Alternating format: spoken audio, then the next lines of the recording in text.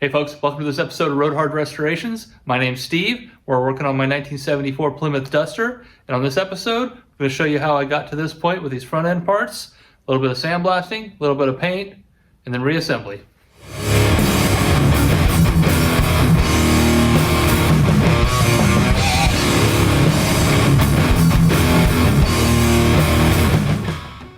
Just about all my front end parts came in. There's all the hardware. I'm going to send it through the tumbler. Got this green pyramid media.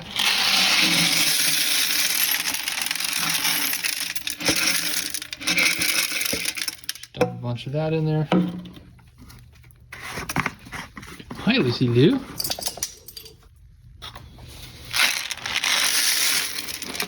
Also got 2 cups of simple green. And then 2 cups of water. Then I'll run it for about 24 hours. I do recommend running these tumblers on the ground, just in case it wants to walk on you, it won't fall off your bench.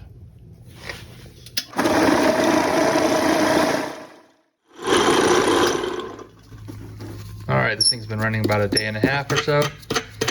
Let's see what this hardware looks like. Okay, well, it came out pretty good.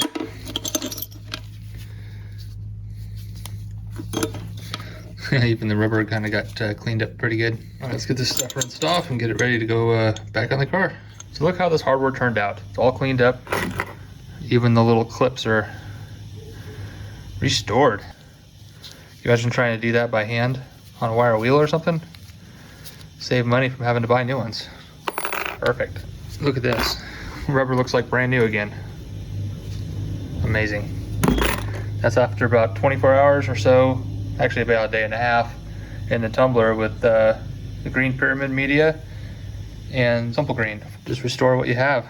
I got a lot of these things. I mean, these don't really go bad unless it breaks here or the threads get stripped somehow. But these are as good as new. No reason to buy new ones. That's a good way to save your money. Use what you got. All right, so here's my blasting rig. It's basically just a Harbor Freight blaster. A black diamond. It's the red bag, not the black one. Black one's a little too heavy, too coarse, and just clogs up the works. This stuff works pretty good. I have a just an old paint suit from back in the day, and and one of these hoods. Got everything ready to go for the sandblasting.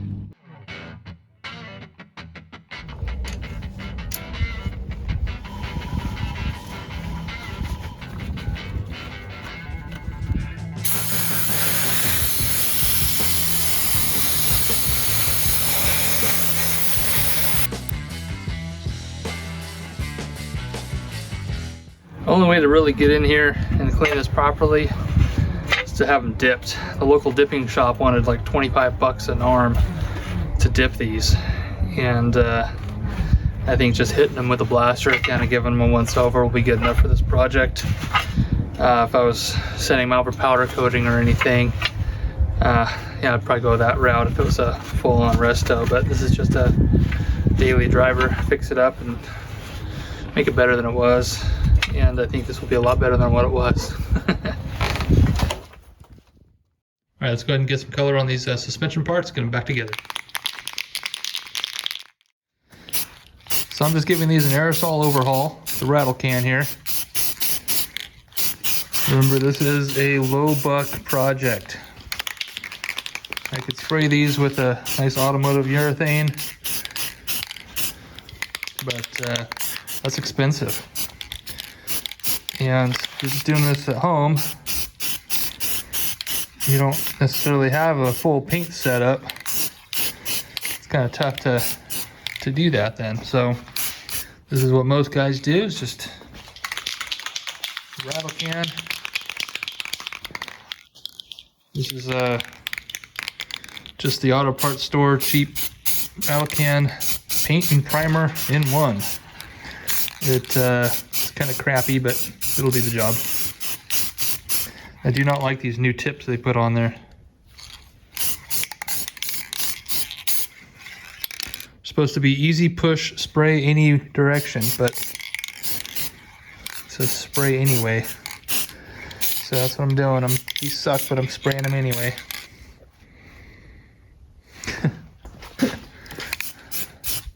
Biggest thing for me is just getting all the grease off of them and 50 years of road grime.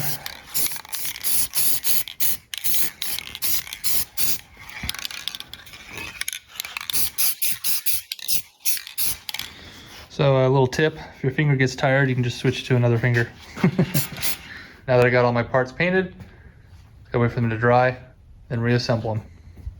I got all the parts painted, time to put some bushings in. Got some materials from the metal yard to put these in. Just made this up real quick. This will go on here.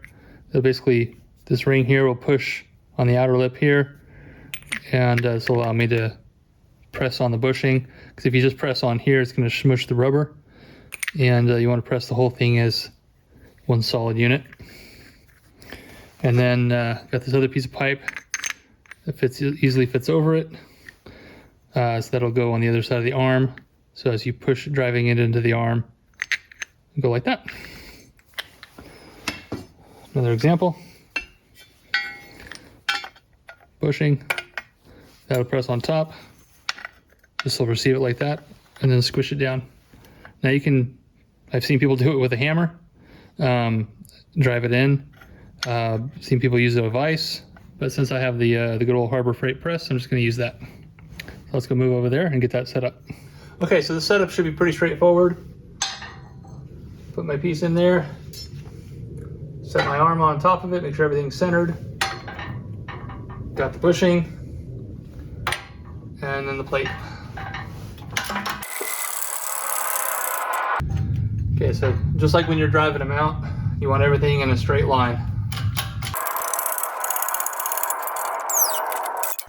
All right, one down, 3 more to go. All right, here's the completed upper control arm, new bushings, new upper ball joint. Here's a tip. Take a piece of pipe, fit right over there to drive that boot on there. It is a very tight fit over the ball joint, but just putting that on there and then pressing that on like normal works really well. Next up is the lower control arms to reassemble these. So we got to put the bump stop on there. We got the pin. This gets pressed into here, and this gets pressed into there. So I'm going to press this on first. It'll just sit flat like this on the press, and then just drive it in.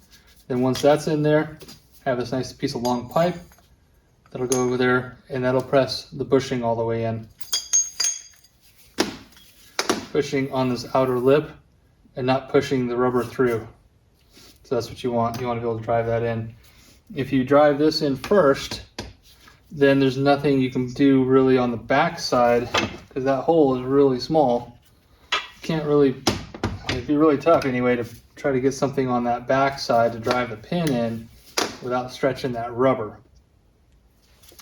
And so that's why you drive the pin in first, then you drive the whole thing in with a pipe. Let me show that a little closer here. So you can see you drive this in first, and when you're pushing on this, that rubber is not going to move because you're actually pressing on the flat plate on the bottom of the press, which is going to push on here. So you can just drive this home. Once this assembly is together, then you push the whole thing down in there. So if you did it the other way around, if you press the bushing in there, and you can do that successfully, if you press this bushing in there first, then when you go to drive the pin or the shaft in here, it could stretch out that rubber, and that inner sleeve could just pop right out the bottom. Because this hole down here is pretty small to get anything in there that's going to hold onto that inner sleeve, keep it from sliding out of the rubber. So make sure you do it in the right order, save yourself some headache. These bump stops on here.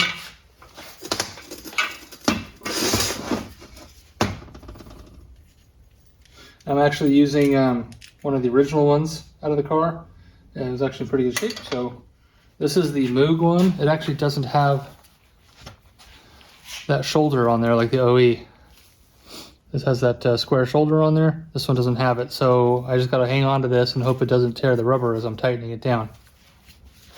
It did come with a lock nut. As you can see, this little indentation there, 3 different sizes, or 3 different sides. So basically what they did is they crimped it, make it just a little bit out of round, enough to make it a tight fit on here.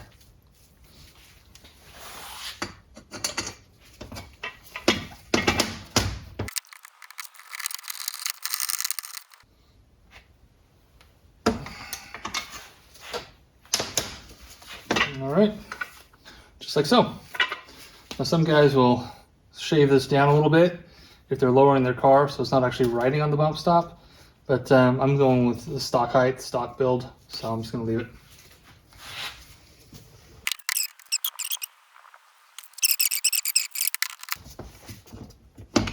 Okay.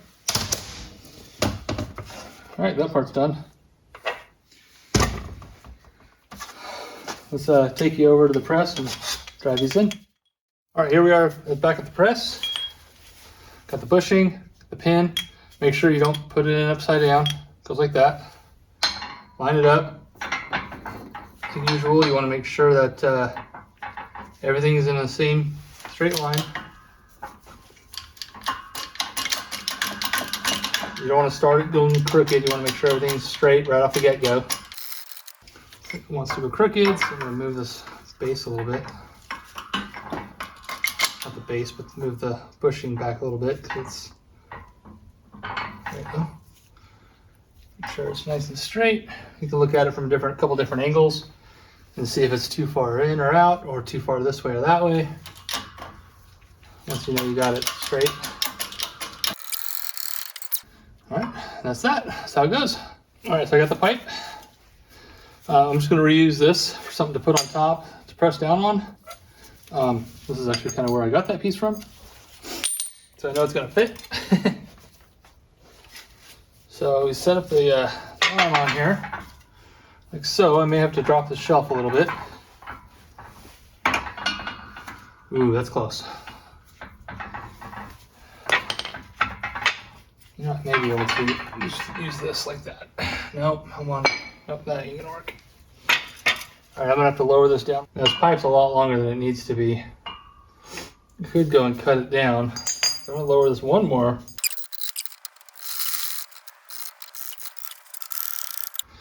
Ran out of the jack.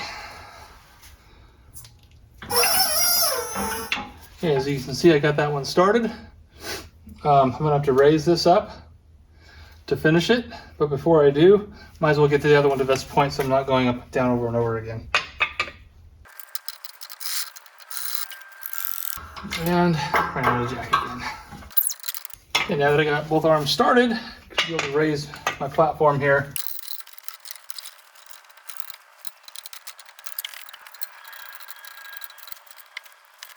All right, almost there. All right, now that's how that's done.